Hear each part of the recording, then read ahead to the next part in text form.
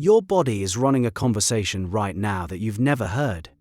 Between your brain and your gut, your heart and your lungs, a single nerve carries messages that determine whether you feel safe or threatened, calm or spiraling. And the strangest part is that you can hijack this conversation anytime you want, using nothing but your breath. There's a nerve that starts at the base of your skull and wanders, literally wanders, down through your chest, wraps around your heart, threads through your lungs, passes your stomach and reaches into your intestines. The Latin word vagus means wandering. Doctors named it centuries ago because they couldn't believe one nerve could travel so far. It touches almost every organ you have, one single strand of biological wiring connecting your brain to the machinery that keeps you alive. Most of what this nerve does, you'll never consciously notice. It slows your heartbeat after a scare.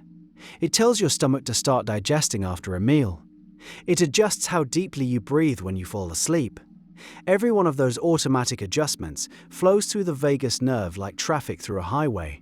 And here's what makes it different from almost every other system in your body. The traffic runs both ways. About 80% of the signals traveling through the vagus nerve move upward, from body to brain. Your gut sends status reports. Your heart sends rhythm data. Your lungs report on oxygen. The brain receives all of it and assembles a picture, a felt sense of whether you're okay or in danger. That felt sense becomes your mood, your anxiety level, your ability to think clearly. You've always assumed your brain runs the show. Your organs are voting, and the vagus nerve is counting the ballots. Think about the last time anxiety hit you for no clear reason. No visible threat, no bad news. Just a sudden tightening in your chest, a shallow breath, a vague sense that something was wrong. Your conscious mind scrambled to find a story that matched the feeling. Maybe you landed on work stress, or a relationship worry, or some half-formed dread about the future. But the feeling came first, the story came second. Your body had already cast its vote through the vagus nerve before your thinking mind even showed up to the meeting.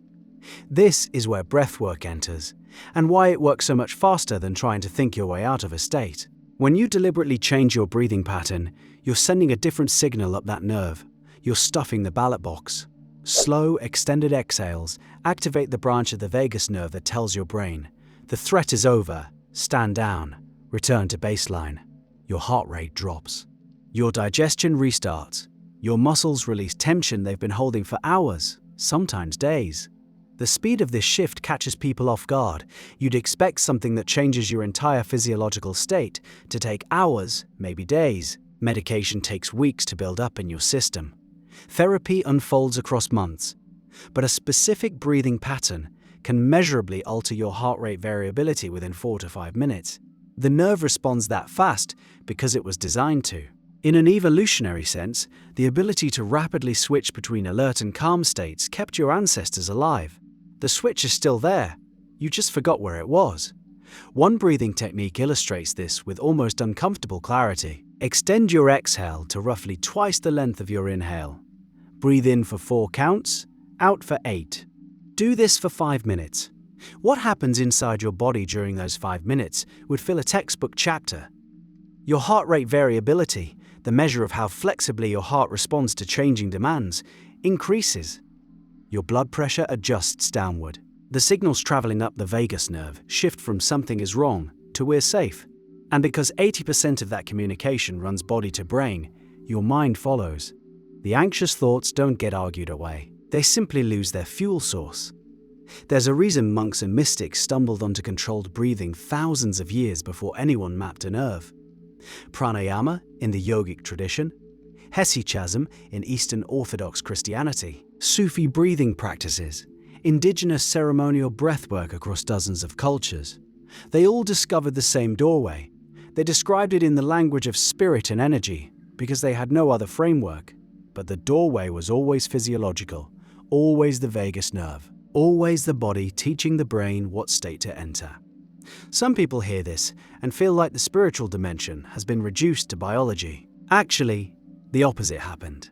Biology confirmed what contemplatives knew through direct experience, that the body is an instrument of consciousness, and breath is how you tune it. The monks weren't wrong. They were early.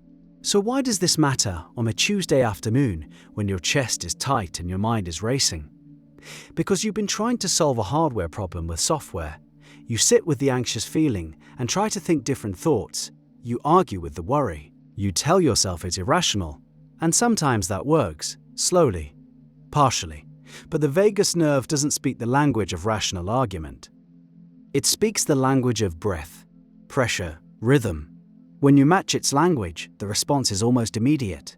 Try this the next time you feel your state sliding. Before you reach for your phone, before you pour the coffee, before you start the mental negotiation with yourself about why you shouldn't feel this way, just breathe. 4 counts in, 8 counts out. Give it 20 breaths. That's roughly 3 minutes. Watch what happens to the feeling in your chest. Watch the thoughts lose their sharp edges. You didn't solve anything. You didn't fix the situation that triggered the stress. You changed the internal environment, and the thoughts reorganized themselves around the new landscape. This is what experienced meditators mean when they talk about the breath as an anchor. They're describing a literal physiological mechanism. The breath anchors your state, because it's the one autonomic function you can consciously override. You can't decide to change your heart rate directly. You can't will your digestion to slow down, but you can choose how you breathe. And because the vagus nerve connects your breath to all those other systems, choosing your breath is choosing your state. One input, cascading outputs. The implications run deeper than stress relief. People with consistently high vagal tone, meaning their vagus nerve communicates efficiently, show greater emotional resilience, better digestion, stronger immune response, and faster recovery from setbacks. Vagal tone used to be considered mostly genetic, something you were born with, like eye color. Recent research suggests otherwise. Regular breathwork practice appears to strengthen vagal tone over time. The same way consistent exercise strengthens a muscle, the nerve adapts.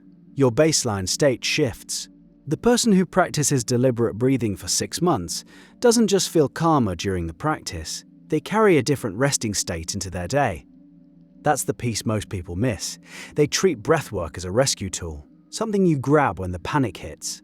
And it works brilliantly for that.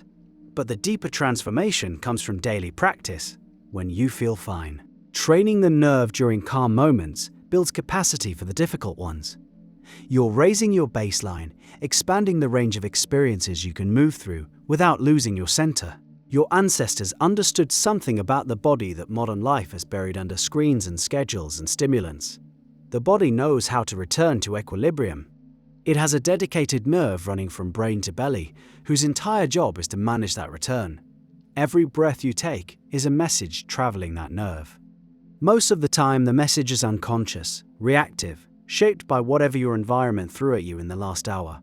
But you can take the pen, you can write the message yourself. 4 counts in, 8 counts out. The highway is open. The conversation between your brain and your body has been running since before you were born. The only question is whether you keep letting it run on autopilot, or whether you sit down at the switchboard and start choosing which signals get sent. Your breath is waiting. It always has been.